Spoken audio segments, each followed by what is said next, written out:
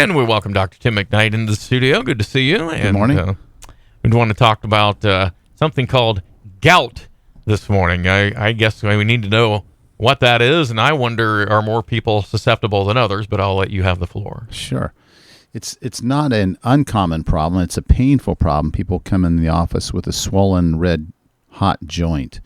And we typically think of gout, but we have to be careful sometimes that we don't jump right to gout because it could be we call it a septic joint or septic arthritis, where there's an infection in the joint, and you could misdiagnose it and then delay the treatment. And the septic joints can be really dangerous because they can cause a lot of infection and joint destruction.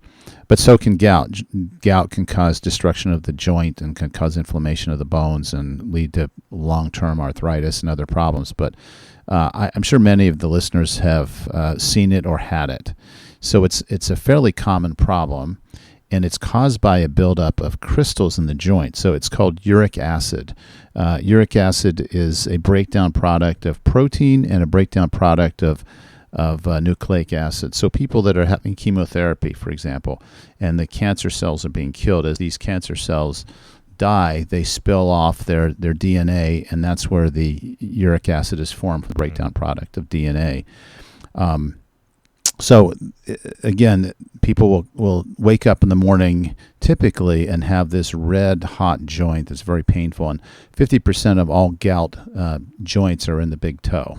Okay. So you can get it in the elbow and the wrists and the fingers, but and the knees, but primarily it's the big toe, at least half of the time. And it would hurt anywhere, but then suddenly now you're trying to bear weight on that foot. Right. Yeah, and it's really kind of once you see this under a microscope, you feel really bad for these people, because what causes the pain and inflammation is the formation of crystals. And we typically don't drain these, but every now and then we'll drain them for teaching purposes, put a needle in a joint and look at it under a microscope, and it looks like long spindles of sharp, pointy spindles of glass.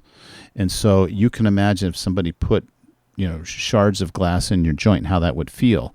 So you get up in the morning, you start walking, and very, very painful. And once you walk and move around the joint a little bit, now it's like you've broken those glass shards or the spindles or splinters of glass into small pieces. Now it looks like sand because you've grinded it down. But it's still very painful. And then at night when you go to bed and the joint stops moving, it forms this long spindles again, and again it's very painful. So obviously the key is to prevent this, or to get it diagnosed right away and to treat it, and we have a lot of good options for that. And you mentioned one of the ways is the chemotherapy, the buildup of the acid. Is there any way of trying to prevent that or reduce it? Yes, sometimes the oncologists will, for certain cancers where it's more prevalent, they'll put patients on allopurinol is usually the drug of choice for this. And so they'll put them on it to try to prevent that.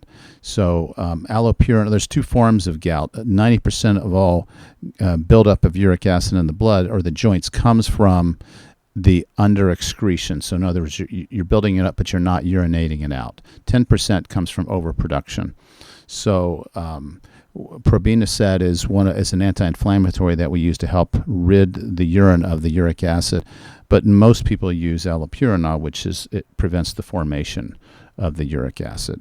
So, but there's other things that predispose you. So a lot of people don't realize this, that alcohol, particularly the higher alcohol content, will do it. Will predispose you to gout attack, and I think that's because in the brewing process there's a lot of yeast involved, and yeast has a lot of this nucleic acid in it that can break down and cause the buildup of uric acid. The higher proof, the more more tendency to exactly. Yeah. So wine isn't as bad as beer or liquor of some type. So alcohol is one predisposing factor. Then people that eat a lot of organ meats, liver and kidney and those kind of things, they're a little bit more predisposed. And then meats in general have a little bit more of the DNA in it that converts to uric acid.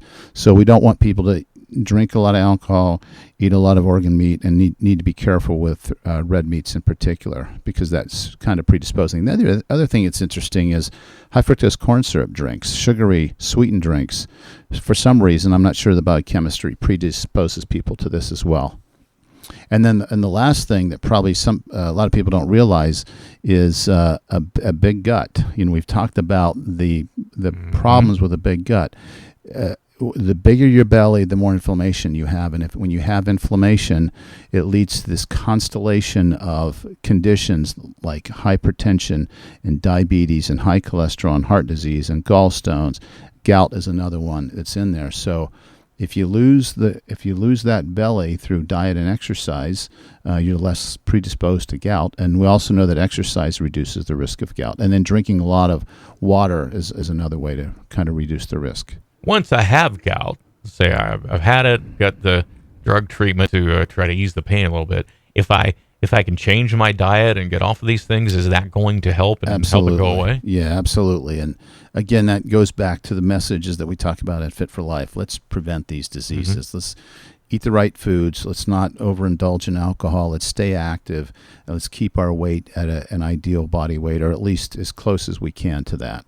And but a lot of people don't do that. So what we're doing is we have people on allopurinol to try to prevent the overproduction of the uric acid. And we also can use, like I said, probenecid. Some people will use anti-inflammatories like ibuprofen or Motrin or Advil, and those help. But all of those medications can cause can cause kidney problems. So if you have bad kidneys, we have a hard time using these medications because we can make your kidneys worse. So people think, well, just give me a pill. Well, yeah, I can give you a pill, but if your kidney function isn't good, I can put you into kidney failure. So it's something that most people don't realize or understand, but as providers, we get kind of nervous. So one of the other good treatment options is steroids like prednisone or methylprednisolone. That works great. So in an acute situation, I just want somebody to feel better quickly. I'll give them a high dose of these steroids, the methylprednisolone or the prednisone, and taper them off of it quickly, and then we'll say, okay, we got this under control. Now let's do the preventive things. Sometimes we can also we also want to know, are you an under excreter or an overproducer? So to measure that, we have to measure their urine for 24 hours and see how much uric acid they have in their urine. If they have very little, they're an under excreter. If they have a lot, they're an overproducer. So that can be helpful, but your point is well taken.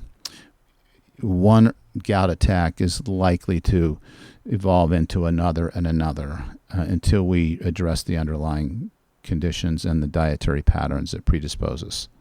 So give up the 151 Jim mixed with Mountain Dew. Well, especially for, at breakfast time, I couldn't have said it better. Yeah. Hey, so no, this is pretty common though. It is common, and I tell you, people are miserable. It's a very uncomfortable pain, and they'll grab something over the counter before they call the office, and it often doesn't work well. And even 3 or 4 ibuprofen often doesn't help that. They've already tried that. Yeah. And Tylenol will never help a gout problem. So you need to get in and be seen and get treated. Like I said, I like the steroids because I don't have to worry about kidney function, but you can't take steroids forever. No. So that gets you out of acute pain, but let's talk about the things that predispose you, and let's try to prevent it as much as we can. Leafy green vegetables. You haven't said it yet, but it's there. It was the next line. Yes, it's vegetables, nature's garden. That's the healing place to go. Sure is. Well, hey, thanks. We appreciate the advice. You're welcome. Dr. Tim McKnight, as we talk with the doc